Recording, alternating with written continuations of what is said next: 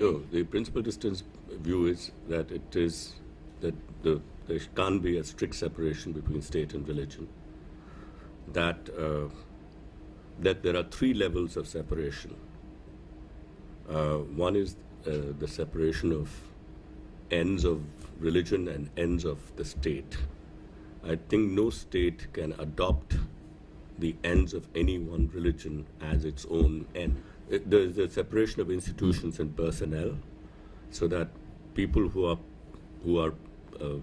run political institutions and people who run religious institutions mustn't be the same. That's something which was achieved very early on, in Europe, and it's more or less been there in say India as well. I mean, but at the third level, which is the level of public policy and law, that level, the American model the idealized American model, which is the Jeffersonian model, but not the actual practice, and not the contesting version, not those who contest that. I'm just sort of just because this is a model that America is associated with, not because I think that it belongs exclusively to the United States. No, this is the only model the United States has. I would say that the idealized American model talks about even separation at this third level. So the Congress may make no law concerning religion, and that religion must not get into the affairs of the state, because that is detrimental to religious freedom and also undermines civic freedoms and so on.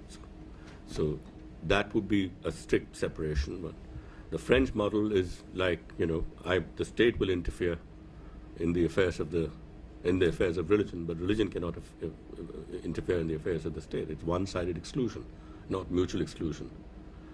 And then neutrality is like, neutrality can be understood in so many different ways, and I think best I avoid that term because of the connotations that it has. Strict neutrality, same size fits all that. I don't want to use that term. But principal distance is that you engage with religion or you disengage from it. You engage positively with it, which is to say help sometimes, or negatively, intervene negatively. So the Indian case, for example, has both at the same time. You recognize religious communities, so they have they can run their own educational institutions. Religious communities, all religious communities can apply to the state for funding. This is available not just to minorities but to majority religions as well. So you get help from. So that is not. Forget the voucher system in America, but in America, this is something which is officially not on.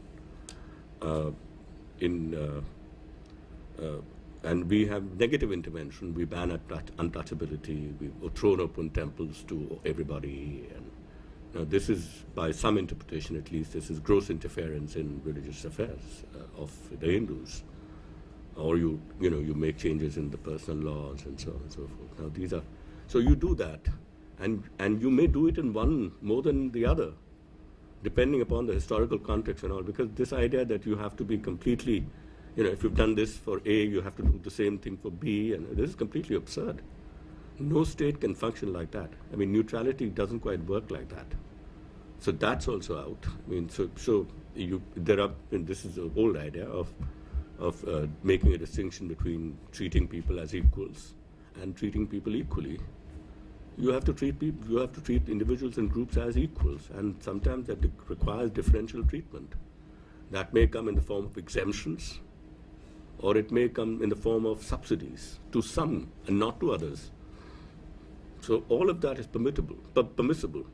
The only thing is that it should be done for the sake of some principles. It shouldn't be done arbitrarily. It shouldn't be opportunistic. And the principles are well defined. You can put them positively as enhancing freedom and equality and fraternity, or you can do it negatively, so undermine or different forms of institutionalized religious domination. And those are the goals that you have to keep in mind. And then you may adopt a flexible strategy. Don't make a fetish of the strategy, which is what a lot of the people do when they think of secularism.